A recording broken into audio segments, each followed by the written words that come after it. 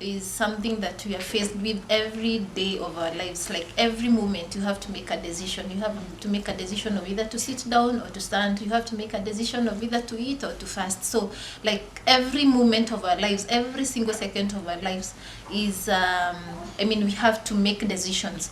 So it is the decisions that we make that determine who we are, or determine where we are going to be in the next the next moment. So, and as I was reading the Bible, I want us to go to the book of First Kings. The book of Second Kings, chapter 7, verse 3 to 20. Let me read through.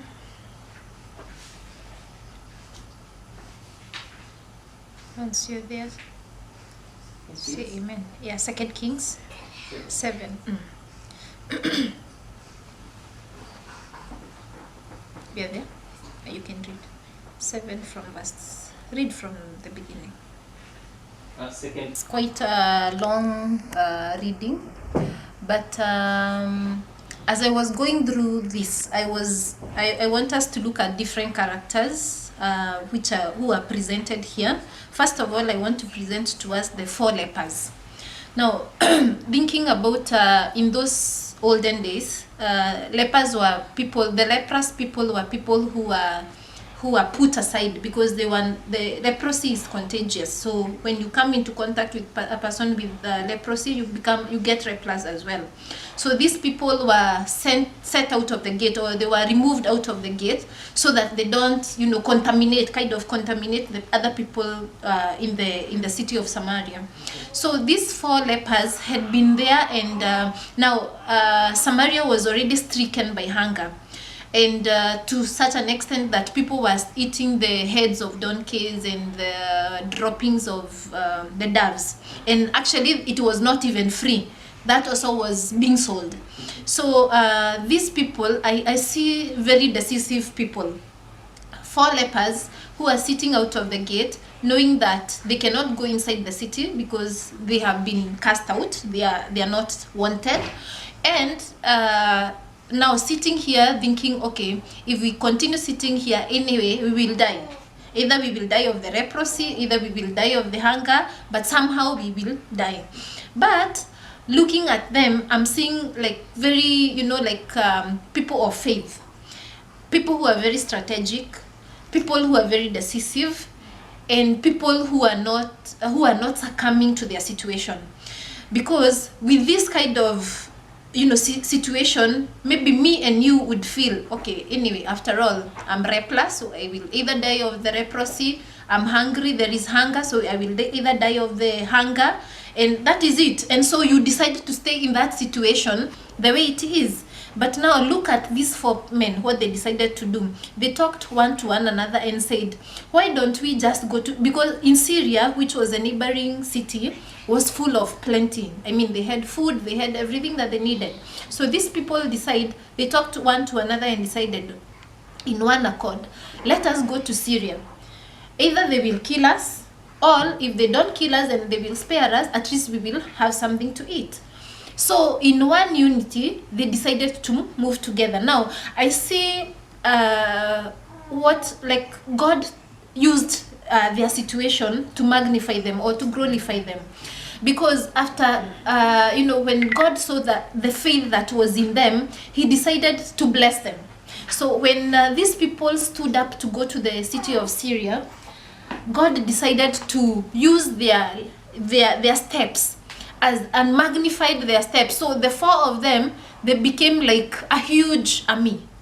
So as they were walking and making every step to go to Syria, their steps were magnified and they became as a chariot, like people who are going to a battlefield. And so the people of Syria thought, oh, the people of Samaria or the people of Israel have decided to come upon us. So with that, they decided to flee. So, and they free, as they were fleeing, they left everything behind because there was no time to correct whatever, goods they had, whatever money, whatever gold they had. So they had to flee for their lives because every step that these 4 lepers were making towards the city of Syria was being magnified as a chariot. So, and every moment as they went forward, the people felt like the people are coming upon them to kill them. So in that, when the people of Syria freed, so these 4 men, when they reached the city of Syria, they found that there was no one. And they found plenty in whatever they saw. There was gold, there was their horses, there was everything that, was meant for. There was all the food that they needed. And the good thing I find in these people is that they didn't decide to eat alone. These are people who have already been cast out. So they would have decided, these are the people who threw us away of the city. So why do we even want to share with them the good that we have found? So they just took a bit of what they could hide. And they took a step of going back to the city of Samaria to tell the people there that whatever they had found.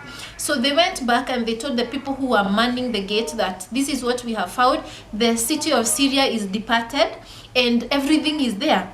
So these people went to the king. Now, I want to present to you another person, another character, the character of the king. The character of the king is the people that we meet in our day-to-day life, people who discourage us, people who tell us whatever you are saying cannot go through, whatever you're saying is not gonna work, it's gonna come against us. Because when the people who are manning the gate went to the king to tell him what the lepers had told him, the king said, let me to tell you what will happen. The people of Syria are just hiding themselves. So once we get into the city, they will wait for us to get into the city, and then they are going to all come upon us and they are going to kill us. So whatever these people are saying is not gonna work. And remember again, it's the same king who, when Elisha had said that a bread or what are they calling it, the flour. The flour is going to be sold at a shekel. The king doubted that and said, how comes? Even if God is going to open the windows of heaven, there is no way these things are going to happen. Because already they had suffered so much hunger. Nothing was left in the land. They had eaten even the heads of the donkeys. To an extent, people were eating their own kids. Because if you read chapter 6, there was that story of the women who boiled one child and whatever happened. So, he couldn't see in his manly and his earthly eyes, he couldn't see how today they are eating the dog, the head of a donkey, and tomorrow flour is going to be sold, probably maybe a shekel is like in our situation today, maybe a dirham. So he couldn't, compare the two. And so he doubted that. And the man of God told him, you will see, you will hear, but you will not partake of what is going to be happening. So the king also doubted the 4 lepers, information when he was told that this is what has happened in Syria. However, I thank God for the people who are in his, courtyard or in his kingship, because they were persuasive enough to tell him, okay, whatever the case, let us just go and see for ourselves and we shall bring a report. So he sent these people out and they go and they find, okay, for sure, even on the road as the people of Syria were running away, there is a lot of the gold and everything. And so they bring back a positive report. And for sure, whatever the man of God had declared, that flour will be sold at a shekel and bread at a shekel, it came to happen. And of course, he didn't get to partake of this because he doubted it. Now, I want to bring this whole story. I'm relating the whole of this story so that we can all relate with it. When I started, I said that we are going to be talking about decision making. Okay? So, what in our lives, in our day-to-day lives, we are met, like I said, choices have consequences, or that is what we say. So every decision we make in our life, every day, it has a consequence. So if these 4 lepers decide, I hope we are concentrating, there is a lot of movement. If these 4 lepers decided, okay, Kaliwali, we are sick, we are hungry, there is famine, so let us just die here.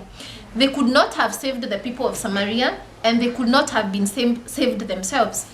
So I am seeing people of faith in them, people who can make decisions, and people who can act on the decisions that they have made.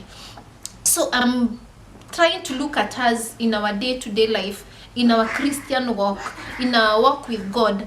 Do we make decisions? And do the decisions we make, or rather are the decisions we make full of faith? Because faith are things hoped for. So these people were just hoping that by going to the city of Syria, they may either be saved, or they may get something to eat, or whatever will happen, but it was better to go to Syria than to stay at the gate. So what kind of decisions do we make in our journey or in our day-to-day life, in our walk with God, even in our work, in our workplaces, in our finances, in our everything that we do? What kind of decisions do we make? Are the decisions that we make full of faith? Because sometimes we just want to make decisions when everything has been laid out for us. So we know it is going to be from A to Z, and that is the only time we act. But look at these people, the 4 lepers. First of all, I want to present to us people who are hopeless. Yeah, the situation they were in were very hopeless. So sometimes in our lives, we want to see everything, beautiful, everything in its best state for us to make steps, or for us to make decisions. When you receive that, maybe it is a job, for example, you're looking for. So you want to hear everything which is, well, beautiful and well formed. You want to hear a good salary. You want to hear the best position and everything. But sometimes God wants you to make that, step of faith. The situation is not maybe as beautiful as you may want it to be, but by just making that, believing the word of God, by just making that step of faith and going and getting whatever it is that you're looking for, just God magnifies your steps. Just like he magnified the steps of these 4 people.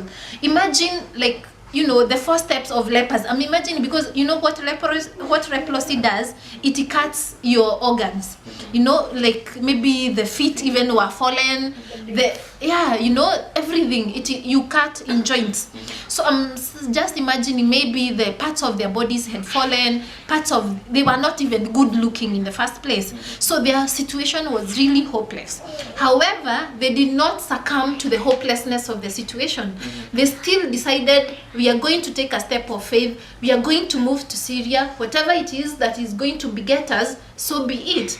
And then God looked at that kind of faith, that mustard seed kind of faith, and decided to magnify it. And that is why, as they made every step towards Syria, God magnified their steps. The sound, as the Bible says, the sound of the steps were like a chariot which was going to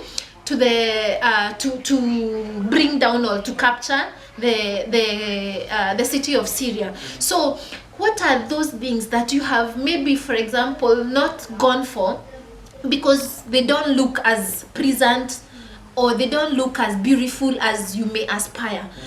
What is that situation that you're in that is leprous, that you think, okay, this is what is meant to be, this is how my salary is supposed to be? It's supposed to be just 1,000 and that is it. So whatever it is, what is that you are looking at, and it is so hopeless, and it has made you not to make decisions towards the right direction? So tonight, God is talking to us that regardless of how small, how bad, how not beautiful your situation is, by just making a step of faith, God can magnify that step of faith, make it beautiful, make it big, make it huge, not only to save you but also to save other generations. Because what the people of Samaria begot, that today they were hunger stricken, and the next day they were full of plenty. It's only because of these 4 people.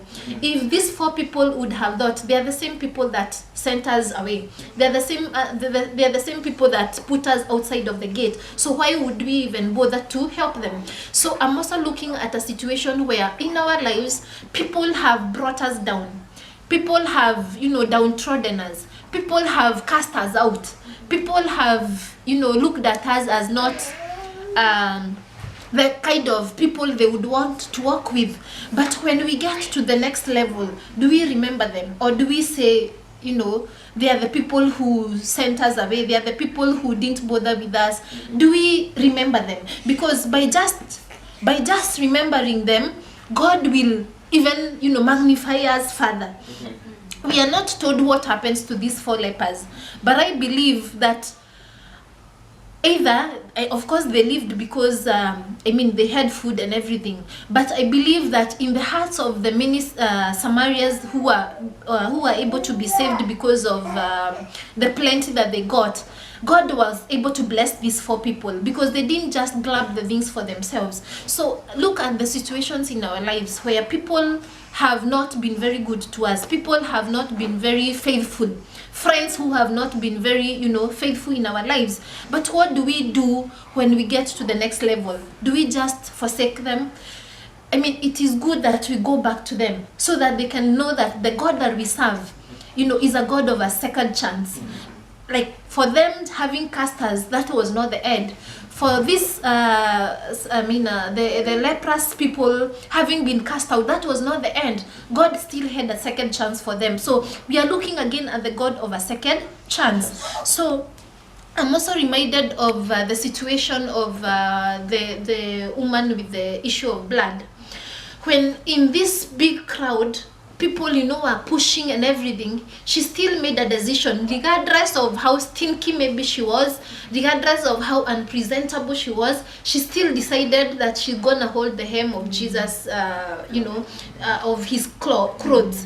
And for that, regardless of how desperate her situation was, she made the right decision. So by us making the right decisions towards the right places, God just sees that and magnifies that. So she looked at her and said, you're a woman of great faith, because she did not mind the crowd. She did not mind how hard, of course, I believe there were stronger people. There were people who were shutting her down. There were people who were telling her, you're not even presentable to be in this place, but she did not listen to all those people who were talking her out of her healing plan. So she first made a decision. I remember when Pastor Jerome was talking and she was saying, first you start with meditation, because decision comes from meditating first. You have to first, lay out a plan. You have to think, this is what I want, and you have to go for it. So many a times we think, okay, this is what I want. I saw a video of somebody who was talking about finances. So this person said he held $100 in his hand and said, who want money? And so everybody was said, I want. Everybody, of course, want money. But it's only one person who took the step of going in front to get the money. And so he said, many situations in our lives are like this. All of us want a good life. All of us want that best position. But what steps are you making towards that best that best position that we want? So it's only in a crowd of maybe 100 or 1,000 people, only one person said, I want, and made a decision to go and get the money. So the money, of course, was offered to the person who came for it. So for us in our lives, how many things do we want? You want a promotion in your place of work, but what are you doing about it? Do you just want the promotion, or do you want to make steps that are going to make you achieve that promotion? Praise the Lord. Many situations, do you want finances? What are you doing to get the finances? Are you just sitting back and saying, I want finances? You have to make the steps. You have to make decisions. You have to make strategic plans. You have to meditate, and you have to involve God in your decision making. Because again, people are going to be like this king, the king of Samaria, even with the situation of Hagar's regain, because I would have expected, if after this report coming, he would have been the first one to say, whatever the case, let's go and capture this city. But he was taking a step back and saying, maybe these people are just tricking us, that we go there and they kill us. So many of us are like this. So a situation is presented to you, or maybe you're like, this is what happens at my place of work. Sometimes my manager will say, okay, like do something or make a decision, bring something to me as the manager, and you tell me this is what I would like, or this is what I think that is best for our department. So by you doing that, you make her know that, first of all, you just don't want a promotion. There is something that you're doing about it. So this king of Syria just, was laid back. He was like, okay, fine, maybe it is a strategy for these people to kill us. But I thank God for the people who are around her. So many a times, let us not be like this king of Syria, who just looks at it like, okay, it may be true, but I don't want to make those steps. Also, what kind of people do we surround us with, ourselves with? Because the kind of group, they say that show me your friends and I will tell you your character. So the kind of people that you surround yourself with really plays a 50% role in what becomes of you. Because if they are the people like this king who tells you out of your decisions, who tells you out of your plan, who tells you not to walk in the decision or into the way that you have thought about, you're not going to go far. So surround yourself with people that are going to help you to move to the next level. Don't put yourself with the people who are going to look at things as not possible, to look at things as, impossibilities. Surround yourself with people who can encourage you to go to that next level. Then I'm also looking at it as, let us not be people who, when we get the achievements that we want, don't remember the people that are behind us. Sometimes you just get whatever it is, you get that promotion, you get that thing that you're looking for, and totally forget that there are people who are behind you. You forget that there are people in Samaria who are still hunger-stricken. So you, having been in that hunger-stricken state, you're supposed to remember that I suffered when I was in the same position. I suffered when I didn't have this kind of thing. So remember the people that you left in that same situation. Consult with people of who are like-minded. Like, if you're a person who is a go-getter, consult from go-getters. Don't consult from people who are, laid back. And God magnifies our faith. That small mustard seed faith, God magnifies by you just making steps. Because, like we said, faith is things that are hoped for. So God doesn't want you to wait until you see the plan of A to Z. He wants you to see just the A and make a step towards that A. And by you going towards the A, he makes the B and the C and to the Z come along. Because that is what happens to these people. By them just making the first steps towards Syria, God magnified their steps. He made the A, which was the first step, to be magnified to all the way to Z, for them to be able to get whatever they got in Syria. They got the gold. They got actually the best, more than the people who came from Samaria after, because they were able to go as the first people, and they were able to correct and hide whatever that was meant for them. So God magnifies that small mustard seed faith. So the other thing is willing to risk. So we must be risk takers, and we must be willing to go an extra mile. We should not be average people.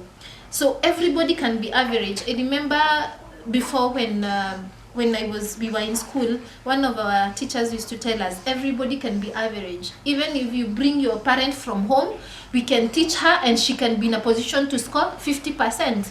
But you ought to aim higher than 50%. Everybody can aim 50%. So you ought to get 70, you ought to get 80, you ought to get 90. So I was looking at people who are willing to go an extra mile, and people who are willing to be risk takers. So that is what is supposed to be of us in our day-to-day life. So don't expect great things from great people. So I was looking at sometimes even I think many illustrations that come through videos, we don't see Jesus coming in person to somebody and telling you, I'm Jesus. No, we see people who are either, people who don't have a very presentable look. We see people who are maybe, poor, people who are not even, wearing nicely. These are the people that God used to come to us, maybe to present whatever we want. So don't expect very great things from the people up there. Great things are going to come from the security at your gate. It's going to come from for example, your house manager. these are the people who are going to sometimes we don't listen so much to this kind of people. We think they are meant to be in that position, but sometimes the ideas we get from these people, you may not even imagine that these are the same things that are going to take you to higher heights. Because I'm trying to see that maybe the king, if the king had heard that it's the leprous people who came to give this story, I believe even he would not have taken any steps. But by this, I mean, the leprous people having used the people at the gate, that is why maybe the king paid some attention. But these leprous people, maybe not many people would have wasted time to listen to them. Sometimes even you're walking on the road, somebody stops you, and the person doesn't look like maybe your level, or doesn't look at your, is not, you are not at par with this person. Just pay attention. Sometimes the people that God brings in our life are to bring us to that next level. And I always say that there is always a purpose in everybody you meet. Even somebody that you will never meet again, by that person just saying hi, by that person just telling you something, there is always a reason why that person comes into your life. So don't wait for great things from the people, the managerial level. Don't wait for people who are going to bring you up. Sometimes actually we trust people who are in managerial levels to be the ones who are going to give us promotions. Sometimes it's not always like that. Maybe that person who is at the ground level is a person who is going to take you and escalate you to that next height that you're looking for. Then I was looking at don't let your current situation be a determinant. So it may not be flourishing, it may not be that beautiful where you are at now, but that situation shall not make us shall not hinder us from moving forward. Because these leprous men, if they decided the leprosy is it, that is it, we are sick and that is it, so that situation would have meant death for them, because they would have anyway died of either hunger or of the disease. But by them not minding their current situation, they decided to move on. So let us not make our current situation be a hindrance to how much we can achieve. Our current situation is not that is not it. We can still achieve higher heights by just hoping in God, by just trusting in God, by just having that small mustard seed faith. We can move to higher heights. The next thing that I was learning from this was people who didn't I was comparing this with also people in the Bible who didn't make right choices. Like we said, the topic of today is decision making. So there are people in the Bible also who we see who made the wrong choices, and those wrong choices made them stray back. Look at somebody like David. A situation, even though he was somebody who was after God's own heart, but the kind of decisions at times he was making were really moving him away from God, and he really had to work harder to go back to the same situation that he maintain the same relationship that he had with God. See, when he killed Uriah so that he can sleep with the wife, that in itself made him distant from God. So wrong decision making. See somebody like Solomon. Solomon initially had made a very good choice. He wanted wisdom, and God gave him the wisdom. So if he would have used the wisdom in the right direction, it would have brought his kingship to a higher level. It would have escalated Israel from to a very high height. But what happened? He made wrong choices. He married so many concubines, and these people are the people that they had been told not to get acquainted with. He married the people of other lands which were surrounding the promised land. And what happened? With that, these women brought about the idol worship into the land of Israel. So that again now distanced them away from God, where the position that they were supposed to have been was sent maybe 20 steps back. And so I want us to look now at the right decision making and the wrong decision making. So by making the right choices, and like I said, choices have consequences. So you make the right decisions, you make the right choices, the consequences are of course good. You make the wrong decisions, and the consequences of course will pull you back. So in our life today, or what God had put in my heart today, I don't know who among us, or maybe all of us, have not made proper decisions probably in our day-to-day lives, or are about to make wrong decisions in whatever we are doing. So it is for us to first pray that God help us to make the right decisions, and also that the people who are going to be surrounding us as we make these decisions are going to be helping us to go up, not to go back. Let us aim at pulling the people who are behind us. Whenever you get that promotion, whenever God gives you that which you have been praying for, don't forget where you're coming from. Just, pull back. Bring, even if it is one. Bring, if you're in a certain position, for example, if you get whatever it is that you are looking for, don't forget, even if it is one, and that other one, you bring also another one. So let us not forget where we are coming from, and let us not let us not look or belittle the small beginnings. The current situation will not be the current situation tomorrow. So God is a God of yesterday, today, and tomorrow. So the yesterday may not have been very nice. The today may not be very promising, but don't give up on God, because He will not give up on us. Let us hold on to that small mustard little faith that these leprous men held on to, and they made big decisions, and they were able to help the whole city of Samaria to be rescued, and to even be able to to celebrate and to get plenty that they had not had. And may God bless all of us.